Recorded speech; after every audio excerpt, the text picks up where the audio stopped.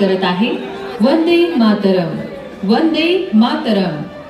150 वर्षांच्या सुवर्ण प्रवासावर आधारित देखावा वंदे मातरम। वंदे मातरम, वंदे मातरम हे भारताचं राष्ट्रीय गीत, ज्याला यंदा ऐतिहासिक 150 वर्ष पूर्ण होते। क्रांतिकारकांच्या नसानसात स्फुरण जागवणारा हे गीत, हे शब्द ज्याच्यामुळे हजारो वर्षांची गुलामगिरीची शृंखला तोडत भारताला स्वातंत्र्य प्राप्त झालं। स्वातंत्र्याची पहिली पहाट उगवली आकाशवाणीवरून प्रसारित झालेल्या वंदे मातरम या गीताने। वंदे मातरम या दोन शब्दाने देशाला स्वातंत्र्य प्राप्ती करता राष्ट्रमंत्र दिला, ज्याला थार होती इंद्राच्या वज्राची, हनुमानाच्या गदेची आणि श्रीकृष्णाच्या सुदर्शन चक्राची। राष्ट्रभक्ती, राष्ट्र साधना, स्वतंत्रता म्हणजेच वंदे मातरम। देशवासियांना एका वज्रमुठीमध्ये बांधून स्वातंत्र्याकरता चेतना आणि हुंकार भरले ते वंदे मातरमने। वंदे मातरम अर्थातच माते तुला वंदन असो। त्याचे कवी बंकिमचंद्र चट्टोपाध्याय यांनी भारत मातेला दुर्गेच्या, काली मातेच्या, सरस्वतीच्या स्वरूपात पाहिलं। सुवासिनी, सुमधुर भाषिणी, शत्रूचा नाश करणारी रिपुदल वारिणी, कमळांमध्ये विहार करणारी लक्ष्मी, वाणी विद्यादायिनी असं वर्णन त्यांनी केलंय।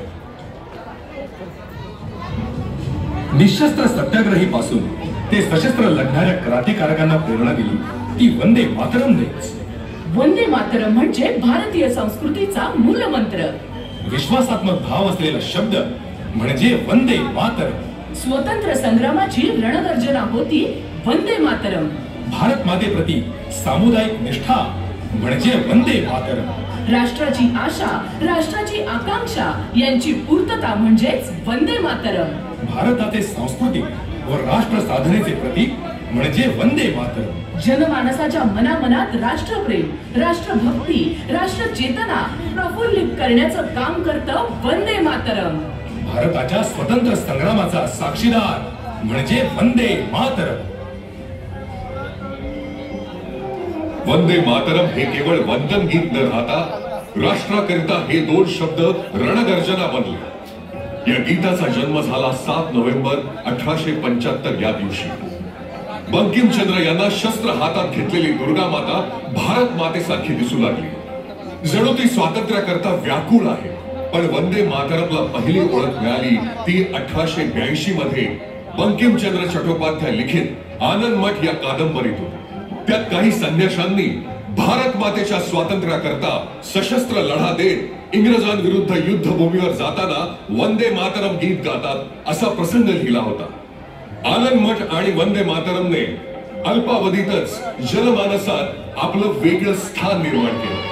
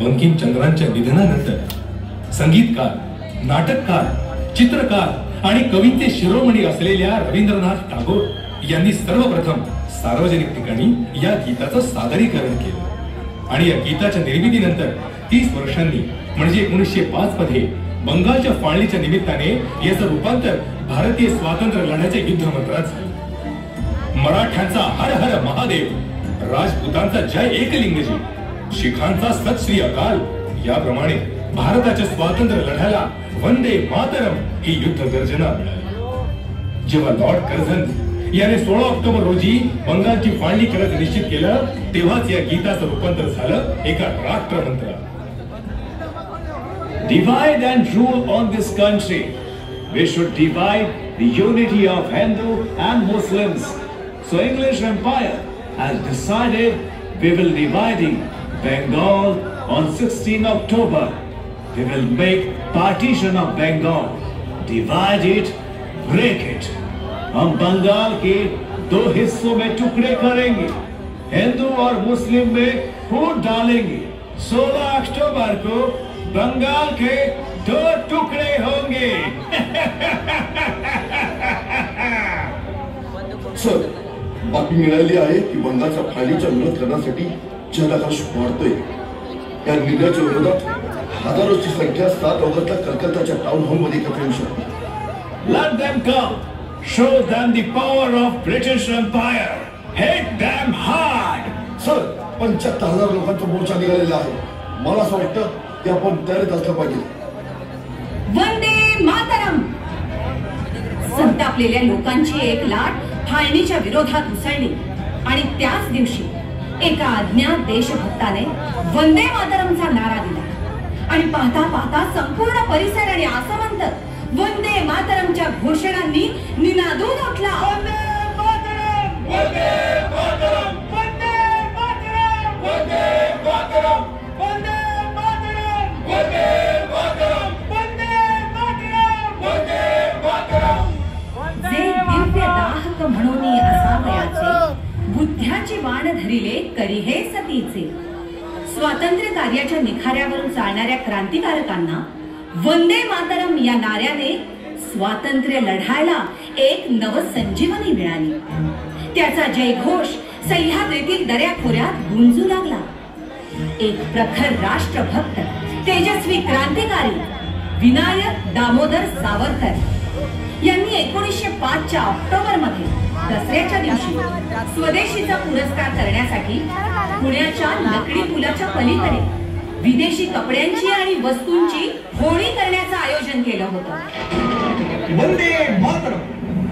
या पुण्यभूमीतील माझ्या राष्ट्रभक्त पुणेकरांनो, आज विदेशी कपड्यांची आणि वस्तूंची होळी करण्यासाठीच आपण इथे जमलो. इथून पुढे आपण भारतीय स्वदेशी वस्तूंचाच वापर करायचा आणि विदेशी वस्तूंचा बहिष्कार. इकडचा पैसा, इकडचे श्रम याच देशवासियांसाठी व्यतीत करायचं, या मातीसाठीच व्यतीत करायचं. वंदे मातरम ही सिंहगर्जना या आंदोलनात आणि संपूर्ण राष्ट्रामध्ये एक वीरश्री निर्माण करेल आणि देशाच्या कानाकोपऱ्यात या पुण्यासारख्या विदेशी वस्तूंच्या होळ्या पेटतील, हा माझा दृढ विश्वास आहे. या जुलमी इंग्रजी सत्तेला उखडून फेकण्याची हीच वेळ. शपथ घ्या, या पवित्र अग्नीला साक्ष ठेवून शपथ घ्या की आजपासून विदेशी कपडे आणि वस्तूंचा आम्ही वापर करणार नाही. या अग्निकुंडात आपल्या विदेशी वस्तूंचे दहन करा. अशा प्रकारे आपल्याला इंग्रजांची ही लंका जाळायची आहे. याची आर्थिक दाहकता आणि आपली क्रांती तिथं लंडन मध्ये असलेल्या इंग्रजांच्या तख्तापर्यंत पोहोचू द्या. शपथ घ्या मुलांनो, शपथ घ्या. वंदे मातरम, वंदे मातरम या जयघोषाने पुण्यात पेटलेला हा विदेशी वस्तूंच्या होळीचा रणसंग्राम संपूर्ण देशभर पसरला आणि हळूहळू वंदे मातरमच्या जयघोषात विदेशी वस्तूंची होळी संपूर्ण देशात पेटू लागली. ही ताकद होती एका विचाराची आणि वंदे मातरम या शब्दांची. स्वातंत्र्य लढ्यामध्ये 1905 सालापर्यंत जे जे ध्वज वापरले गेले त्यातील पहिल्या 3ही ध्वजांवर वंदे मातरम हे शब्द चित्रित. त्यातील पहिला ध्वज भगिनी निवेदिता यांनी बनारस येथील स्वदेशीच्या प्रदर्शनामध्ये फडकवला, ज्यामध्ये केशरी रंगाच्या ध्वजावर मध्यभागी इंद्राचे वज्र हे अस्त्र व 108 ज्योतींची ओढ प्रज्वलित केली गेली आणि मध्यभागी बंगालीमध्ये शब्द होते वंदे मातरम. असाच एक दुसरा तिरंगी ध्वज फडकवण्यात आला, तो 1906 साली. बंगालच्या फाळणीच्या निषेधार्थ जेव्हा सभा झाली त्या सभेमध्ये हा दुसरा ध्वज फडकवण्यात आला होता आणि तिसरा ध्वज तिसरा ध्वज फडकवण्यात आला थेट स्टुटगार्ट मध्ये आंतरराष्ट्रीय समाजवादी परिषदेत भारताच्या स्वातंत्र्याच्या अस्मितेचा हुंकार जेव्हा समस्त जगासमोर प्रदर्शित केला होता. पाजी, आज की ताजा खबर, वंदे मातरम पंजाबी में पढ़िए, आज की ताजा खबर. अहो दादा, बातमी वाचा. वंदे मातरम आता मराठीत वाचा. अहो काका, पुण्यात आता वंदे मातरम मराठीत सुद्धा वाचता येईल. They have published the weekly newspaper naming Vande Mataram in English. British government should ban this Vande Mataram newspaper before it creates revolution against English Empire. It should be banned immediately. हमें वंदे मातरम पर पाबंदी लगानी ही होगी.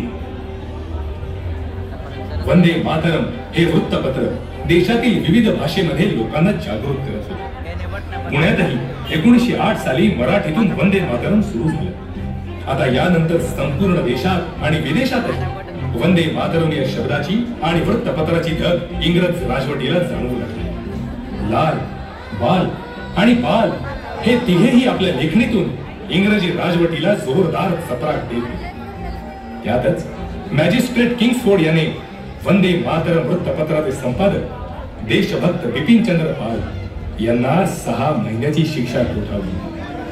कोर्टाच्या बाहेर या निकालाच्या विरोधात मोठ्या प्रमाणात जनसमुदाय वंदे मातरमच्या घोषणा देत एकवटला. इंग्रजांनी निशस्त्र नागरिकांवर अमानुष लाठी हल्ला चढवला.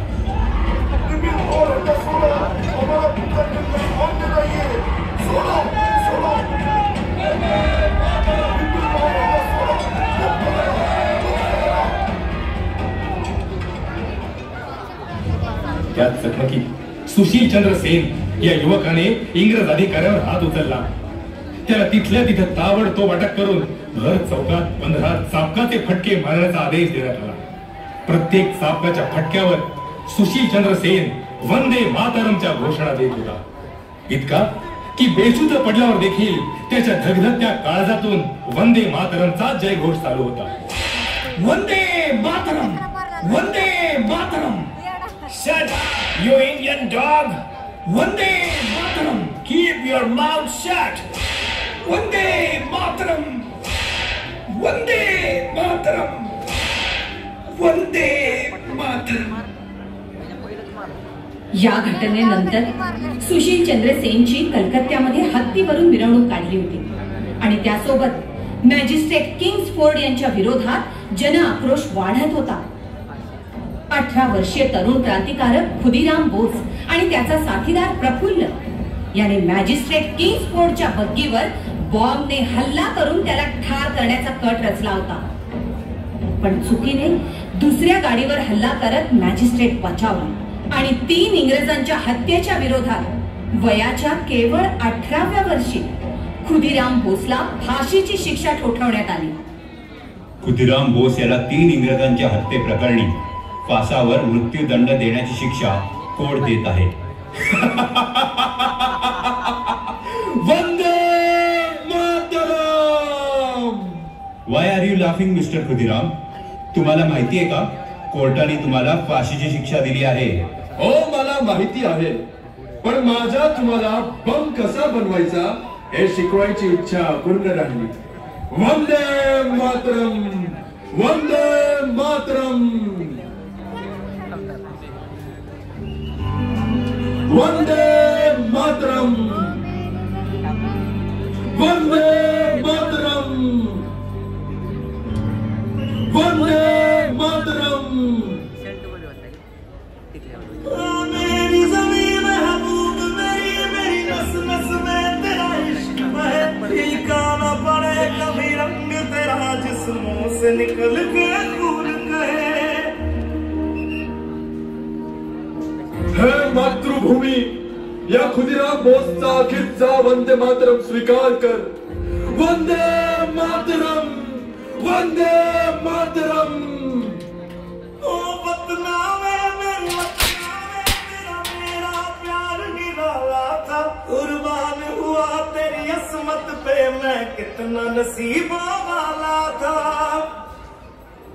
वयाच्या अवघ्या 18व्या वर्षी हसत हसत वंदे मातरमच्या घोषणा देत खुदिराम बोस फासावर चढला आणि इतिहासाच्या पानात अजरामर झाला. स्वतंत्रता देवतेच्या या अग्निकुंडामध्ये आहुती देणारे मदनलाल धिंगरा, ज्यांनी फासावर जाण्याच्या आधी आपल्या शेवटच्या पत्रात वंदे मातरमचा उल्लेख केला.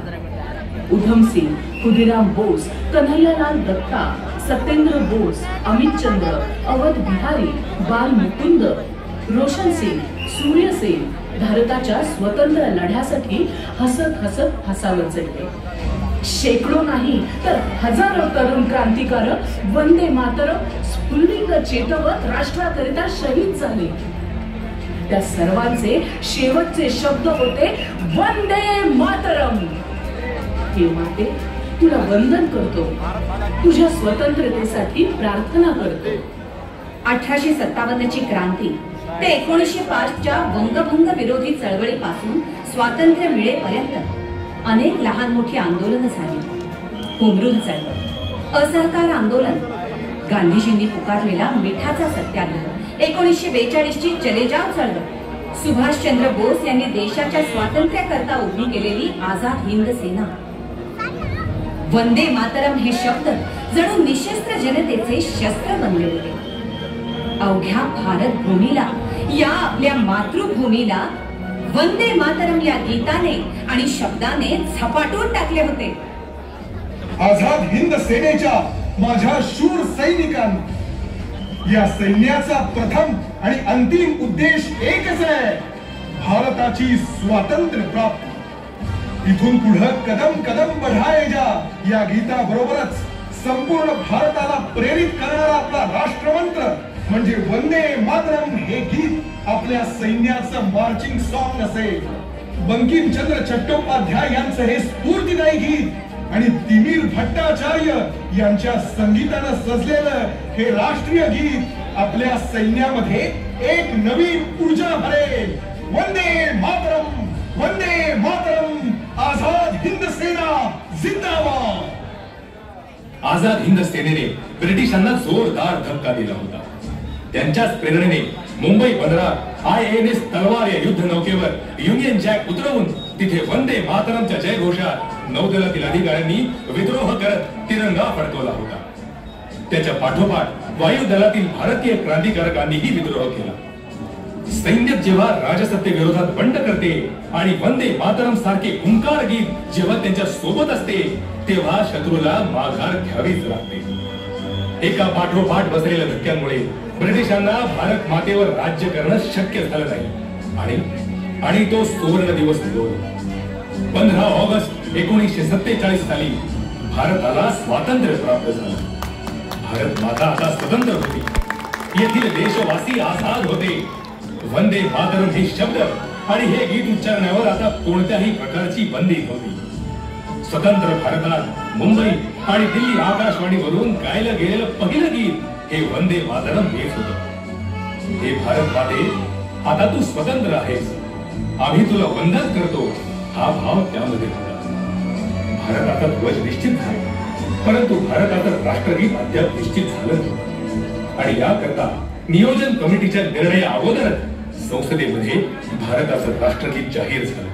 मी भारतीय संसदेचा पहिला सभापती डॉक्टर राजेंद्र प्रसाद आज जाहीर करतो की जन गण मन हे भारताचं राष्ट्रगान असेल, म्हणजेच नॅशनल अँथम, आणि वंदे मातरम हे राष्ट्रगीत, दोघांचाही सन्मान एक सारखाच असेल.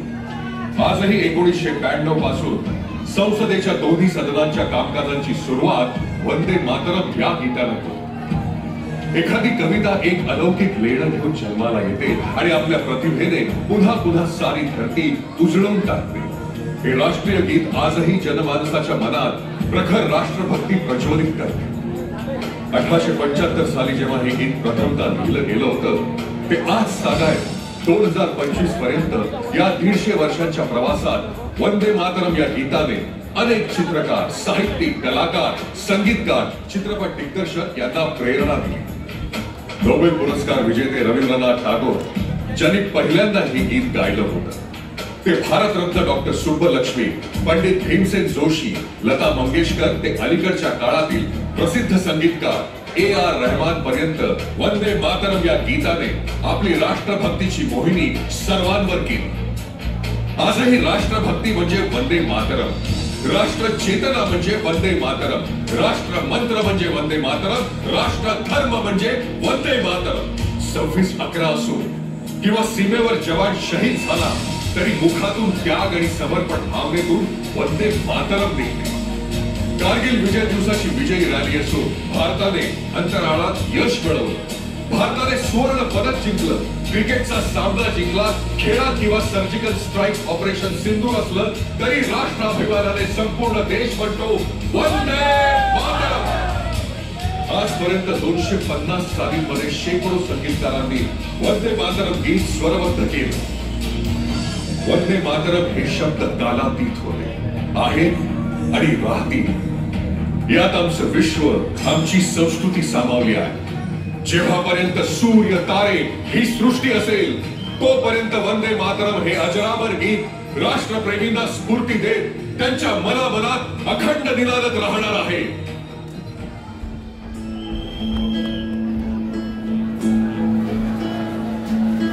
वंदे मातरम, वंदे मातरम, सुजलां सुफलां मलयज शीतलां, शस्य श्यामलां मातरम, वंदे मातरम. शुभ ज्योत्स्ना पुलकितयामिनी, पुल्लकुसुमिता धृमधर शोभिनी, सुहासिनी सुमधुर भाषिणी, सुखदां वरदां मातरं, वन्दे मातरम्.